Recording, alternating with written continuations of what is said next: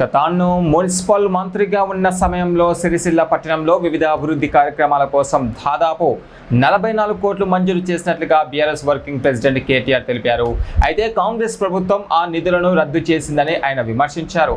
BRS party పైన ఉన్న రాజకీయ కోపంతోనే సిరిసిల్లకు మంజూరు చేసిన నిధులను నిలిపివేశారని ఆయన ఆరోపణలు చేశారు. ప్రజల మనసు గెలవాలంటే గత ప్రభుత్వం చేసిన పనులను రద్దు చేయడం కాకుండా వాటికంటే మెరుగైన అభివృద్ధి కార్యక్రమాలు చేపట్టాలని కేటీఆర్ సూచించారు. మన మీద ఉండే కోపంతో, సిరిసిల్ల మీద ఉండే కోపంతో 44 కోట్ల రూపాయలు ఆ రోజు మున్సిపల్ మంత్రిగా పట్టణంలో వివిధ అభివృద్ధి కార్యక్రమాలకు నేను మంజూరు చేస్తే మరి దాన్ని రద్దు చేసింది కాంగ్రెస్ ప్రభుత్వం.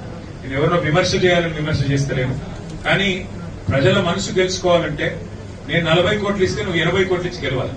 నేను 40 కోట్ల పనులు చేస్తే నువ్వు దానికి రెండింతలు చేయాలి. నేను ఒక మంచి పని చేస్తే నువ్వు 2 మంచి పనులు చేయాలి, కానీ ఉన్న పనిని రద్దు చేస్తా, దాన్ని ఉన్న గీతను జరిపేస్తా అంటే ప్రజల ఆలోచనని, ప్రజల చైతన్యాన్ని తక్కువ అంచనా వేయడం అవుతుంది.